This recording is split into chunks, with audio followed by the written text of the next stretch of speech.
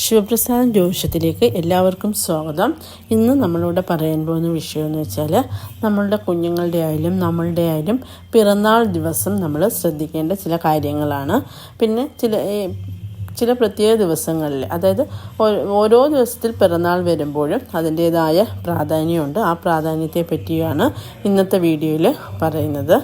അതായത് കുഞ്ഞുങ്ങളുടെ പിറന്നാൾ ദിവസം നമ്മൾ അവരെ രാവിലെ തന്നെ ഉണർത്തി കുളിപ്പിച്ച് അവരെ വിളക്ക് കത്തിച്ച് അതിൻ്റെ മുന്നിലിരുത്തി അതിനുശേഷം അവരെ അമ്പലത്തിൽ കൊണ്ടുപോയി അവർക്ക് ഭാഗ്യസൂക്ത പുഷ്പാഞ്ജലിയോ അവിടെ എന്ത് വഴിപാടാണ്, ഏത് മൂർത്തിയാണോ ആ മൂർത്തിക്ക് വേണ്ടുന്ന വഴിപാടുകളൊക്കെ ചെയ്യിക്കുക. അതുപോലെ തന്നെ അമ്പലത്തിൽ തന്നെ ഒരു പായസം ഭഗവാന് ആ കുഞ്ഞിൻ്റെ നാളിൽ തന്നെ നടത്താൻ ശ്രദ്ധിക്കുക. അത് കഴിഞ്ഞിട്ട് കുഞ്ഞിന് കഴിവതും അന്ന് നോൺ വെജ് സാധനങ്ങൾ കൊടുക്കാതിരിക്കാൻ പ്രത്യേകം ശ്രദ്ധിക്കുക. അതായത് വെജ് തന്നെ കൊടുക്കാൻ നോക്കുക. അന്ന് കഴിവതും നമ്മൾ ഒരു വൃദ്ധം എന്നോണം അവരെ ഇരുത്താൻ നമ്മൾ പ്രത്യേകം ശ്രദ്ധിക്കുക. പിന്നെ നമുക്ക് ഉച്ചയ്ക്ക് അവർക്ക് പരിപ്പ് അങ്ങനെയുള്ള സാധനങ്ങളൊക്കെ കൂട്ടി പായസമൊക്കെ കൂട്ടി നമുക്ക് ഊണ് കൊടുക്കാം. പക്ഷേ അതിൽ കഴിവതും നിങ്ങൾ മീറ്റ് ആഡ് ചെയ്യാതിരിക്കാൻ നോക്കുക. അതുപോലെ തന്നെ മീറ്റ് ഇഷ്ടമുള്ള കുഞ്ഞുങ്ങളാണെങ്കിലും അവരെ പറഞ്ഞ് മനസ്സിലാക്കുക. കാര്യം അവരുടെ ദീർഘായുസ്സിന് അത് വളരെ ഉത്തമമായിരിക്കും. അടുത്ത് ശിവക്ഷേത്രം ഉണ്ടെങ്കിൽ അവിടെ പോകുന്നത് ഏറ്റവും ഉത്തമമായിരിക്കും. അവിടെ ഭഗവാന് ജലധാരയും കൂളത്ത് മാല മേടിച്ചു കൊടുക്കുന്നത്, പിന്നെ അവിടെ പായസം നടത്തുന്നത് ഒക്കെ ഉത്തമമായിരിക്കും. പിന്നെ അന്നത്തെ ദിവസം ഒക്കുമെന്നുണ്ടെങ്കിൽ നമുക്കൊരു 10 പേർക്കെങ്കിലും, അതായത് നമ്മുടെ വീട്ടിൽ നമ്മുടെ ഗസ്റ്റിന് കൊടുക്കുന്നത് വേറെ, അതല്ലാതെ പാവപ്പെട്ടവർക്ക്, അതായത് നിർധനരായിട്ടുള്ളവർക്ക് ഈ കുഞ്ഞുങ്ങളെ കൊണ്ട് തന്നെ കൊടുപ്പിക്കാമെങ്കിൽ അത്രയും ബെറ്ററായിരിക്കും. അതല്ലെങ്കിൽ ആ കുഞ്ഞുങ്ങളെ കൊണ്ട് തന്നെ, അല്ലെങ്കിൽ നമ്മുടെ പിറന്നാളിനായാലും, പ്രത്യേകിച്ച് കുഞ്ഞുങ്ങളുടെ ആണെന്നല്ല നമ്മൾ കൂടുതൽ ശ്രദ്ധിക്കുന്നത് പിറന്നാളിനൊക്കെ, നമ്മളെക്കാര്യം നമ്മൾ കൂടുതൽ ഇമ്പോർട്ടൻ്റ് കൊടുക്കുന്നത് നമ്മുടെ കുഞ്ഞുങ്ങൾക്കായിരിക്കും. അപ്പോൾ അവരെയും കൊണ്ട് 10 പേർക്ക് പിന്നെ അന്നം നമ്മുടെ വീട്ടിൽ ഫുഡൊക്കെ ആക്കിയിട്ട് അവർക്ക് എത്തിച്ചു കൊടുക്കാൻ നോക്കുക. അതായത് തീരെ നിവൃത്തിയില്ല എന്നുള്ളവർക്ക്, നമുക്കറിയാമല്ലോ ഈ റോഡിലൊക്കെ അലഞ്ഞ് തിരിഞ്ഞ് അങ്ങനെയൊക്കെ നടക്കുന്നവർക്ക്, തീരെ അവർക്ക് ഇല്ലയെന്ന് നമുക്ക് ബോധ്യം വരുന്നവർക്ക് കുഞ്ഞുങ്ങളെയും കൊണ്ട് അവരുടെ കൈ കൊണ്ട് തന്നെ കൊടുപ്പിക്കുക. അവർക്ക് എന്തെങ്കിലുമൊക്കെ ദോഷങ്ങളുണ്ടെങ്കിൽ അതൊക്കെ അവരിൽ നിന്ന് വിട്ടുപോയിരിക്കും, ഉറപ്പാണ്. അതുപോലെ തന്നെ നമുക്കിപ്പം അന്നം വെക്കാൻ പറ്റുന്നില്ല, അല്ലെങ്കിൽ ജോലിയൊക്കെ ഉള്ളവരാണെന്നുണ്ടെങ്കിൽ അതിനുള്ള കാശ് കുഞ്ഞുങ്ങളെയും കൊണ്ട് കൊടുപ്പിച്ചാലും മതിയാവും.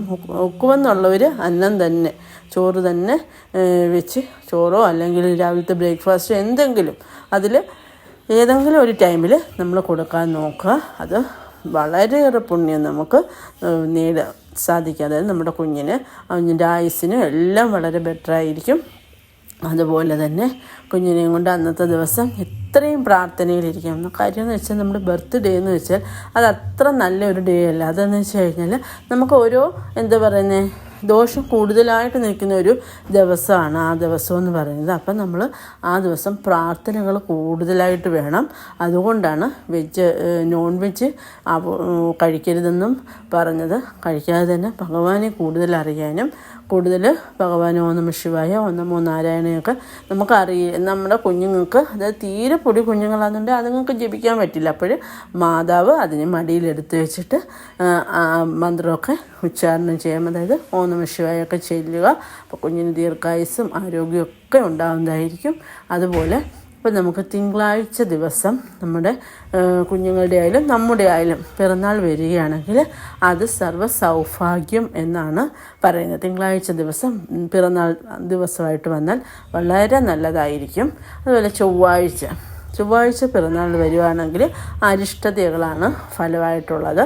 അതായത് എന്തെങ്കിലുമൊക്കെ അസുഖങ്ങളൊക്കെ ആ വർഷം കുഞ്ഞുങ്ങൾക്കായാലും വലിയവർക്കായാലും കാണും. അതുപോലെ ബുധനാഴ്ച ദിവസം നമുക്ക് പിറന്നാൾ വരുന്നത് അത്യുത്തമമാണ്. അതായത് ബുധനാഴ്ച പിറന്നാൾ വരികയാണെങ്കിൽ നമുക്ക് വസ്ത്രലാഭം, അതുപോലെ ആഭരണം, ഇതൊക്കെ നമുക്ക് ആ വർഷം മേടിക്കാൻ പറ്റുമെന്നൊക്കെയാണ് ഐതിഹ്യം പറയുന്നത്. അതുപോലെ തന്നെ വ്യാഴാഴ്ച ദിവസം വരുന്നതും അതിസമ്പന്ന യോഗവും പിന്നെ ദീർഘായുസ്സും ഒക്കെ ഉണ്ടാകുന്ന ഒരു വർഷമായിരിക്കും വ്യാഴാഴ്ച. വെള്ളിയാഴ്ചയും അത്യുത്തമമാണ്. വെള്ളിയാഴ്ച ദിവസം വരുന്നത് വെള്ളിയാഴ്ചയും സമ്പന്ന യോഗവും അതുപോലെ തന്നെ ദീർഘായുസ്സും അതുപോലെ ദേവിയുടെ അനുഗ്രഹവും ഒക്കെ ഉള്ള ഇതായിരിക്കും. അതുകൊണ്ട് തന്നെ വളരെ നല്ലതായിരിക്കും. വെള്ളിയാഴ്ച ദിവസവും നമുക്ക് പിറന്നാൾ വരികയാണെന്നുണ്ടെങ്കിൽ, അതുപോലെ ശനിയാഴ്ച ദിവസം പിറന്നാൾ വരുന്നത് അത് അത്ര ബെറ്റർ ആയിരിക്കത്തില്ല.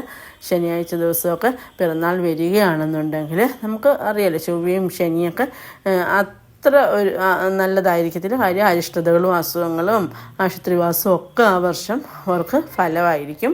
അത് എല്ലാവർക്കും ഇല്ല, നമ്മുടെ പ്രാർത്ഥനയിലൂടെ മാറ്റാവുന്നതേ ഉള്ളൂ. അതുകൊണ്ടാണ് ഏത് ദിവസം വന്നാലും നിങ്ങൾ ഈ രീതിയിൽ അനുഷ്ഠിക്കാൻ നോക്കുക. അതായത് കുഞ്ഞുങ്ങളായാലും വലിയവർക്കായാലും ബർത്ത്ഡേ ഇങ്ങനെ ആഘോഷിക്കാൻ നോക്കുക. പിന്നെ കേക്കൊക്കെ മുറിക്കുന്ന അത് ഓക്കെ, അത് പ്രശ്നമില്ല. പിന്നെ സൺഡേയിൽ, അതായത് ഞായറാഴ്ച ദിവസം വരികയാണെന്നുണ്ടെങ്കിൽ അതും ഏറ്റവും നല്ലതാണ്, ഏറ്റവും സുഹൃതമാണത്. അത് ഭഗവാന്റെ എല്ലാ അനുഗ്രഹങ്ങളും ഉള്ള ഒരു ദിവസമാണ്. അതുകൊണ്ട് തന്നെ വളരെ ശുഭമാണ് എന്നാണ് പറയപ്പെടുന്നത്. അതുപോലെ എല്ലാവർക്കും എല്ലാ ഐശ്വര്യങ്ങളും ഉണ്ടാകട്ടെ.